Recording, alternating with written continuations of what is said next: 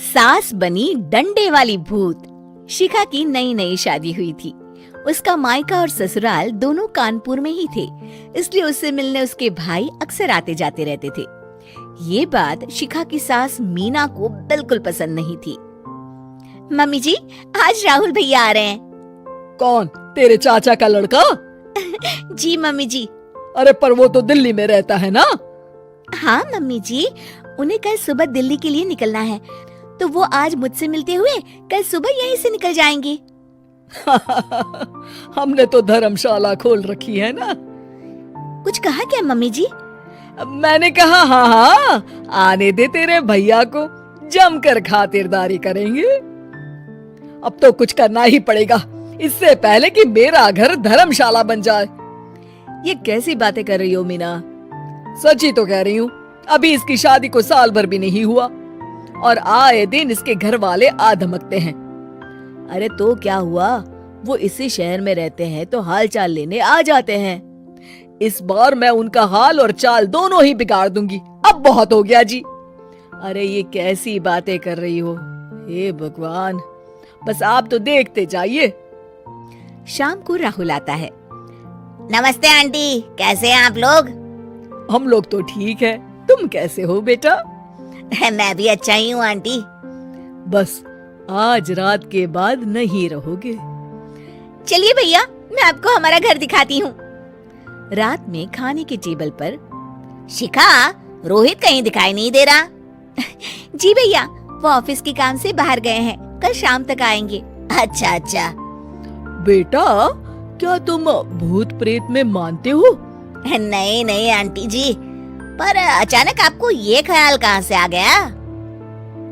पता नहीं क्यों, कभी कभी मुझे लगता है जैसे रात के समय बैठक में कोई घूमता रहता है। ये आप क्या कह रही हैं मम्मी जी? हाँ, तुम लोग घबरा ना जाओ, इसलिए मैंने आज तक इस बारे में कुछ नहीं कहा।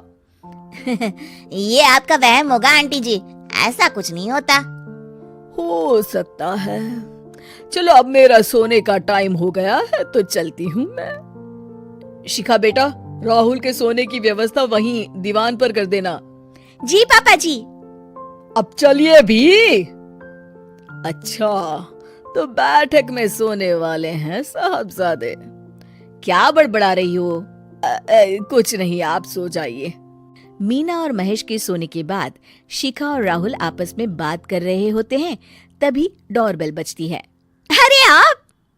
सरप्राइज! काम जल्दी खत्म हो गया तो मैं आज ही चला आया। ये तो बहुत अच्छा किया।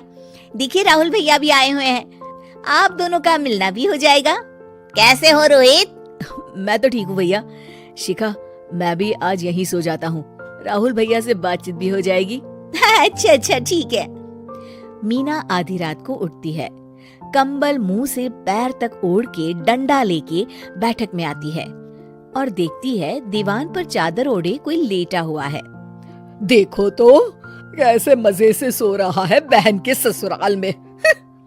मीना ताबड़तोड़ 4-5 डंडे मार देती है। अरे मर गया, अरे बचाओ बचाओ, कौन है? मीना जल्दी से अपने कमरे में भाग जाती है। हे भगवान, ये मैंने क्या किया? ये रोहित कहाँ से आ गया? लगता है ये नालायक राहुल मेहमानों वाले कमरे में सो गया होगा। आज तो इसकी खैर नहीं। उधर बैठक में, अरे क्या हुआ रोहित? मैं बाथरूम में था, तुम्हारे चिल्लाने की आवाज सुनी। पता है भैया, मैं सो रहा था, अचानक से कोई आकर मुझे डंडे मारने लगा। ये क्या कह रहे हो? लगता है तुम भी आंटी की तरह भूत प्रेत में मानते हो। नहीं नहीं भैया, सच में कोई आया था। मैं तो जा रहा हूँ मेहमानों वाले कमरे में सोने के लिए। इस समय अपने रूम में जाऊंगा तो शिखा की नींद खराब हो जाएगी। ठीक है भाई, जाओ तुम, जहाँ तुम्हारा भूत डंडा लेके ना आ सके। थोड़ी देर बाद मीना कंबल ओढ़ के डंडा लेकर मेहमानों वाले कमरे में पहुँच जाती है। वो बिस्तर पर सोए रोहित को फिर डंडों से मारने लगती है। अरे मर गया, अरे मर गया। तू भूत प्रेत में नहीं मानता ना? ये ले, अब डंडे खा। है? ये तो माँ की आवाज है। रोहित कंबल खींच देता है। बेटा तू! अरे ये क्या कर रही हो माँ? मार मार के मेरा भरता बना दिया आपने। माफ कर दे मेरे लाल, मैंने तो तुझे ही मार मार के लाल कर दिया। मैं तो उस राहुल के बच्चे को सबक सिखाना चाहती थी। राहुल भैया को? हाँ बेटा, मुझे लगा अगर उसे डंडे मारूंगी तो शिखा के मायके वाले यहाँ आना छोड़ देंगे। हे भगवान, माँ ये घर शिखा का भी है, उसके घर वाले जब चाहे आ सकते हैं। हाँ बेटा, आज मुझे भगवान का इशारा समझ में आ गया। मैं कितना गलत करने चली थी और अपने ही बेटे को चोट पहुंचा दी। अब चुपचाप जाके सो जाओ माँ, और किसी को कुछ बताने की जरूरत भी नहीं है। शिक्षा दूसरों का बुरा चाहने वालों के साथ भी बुरा ही होता है।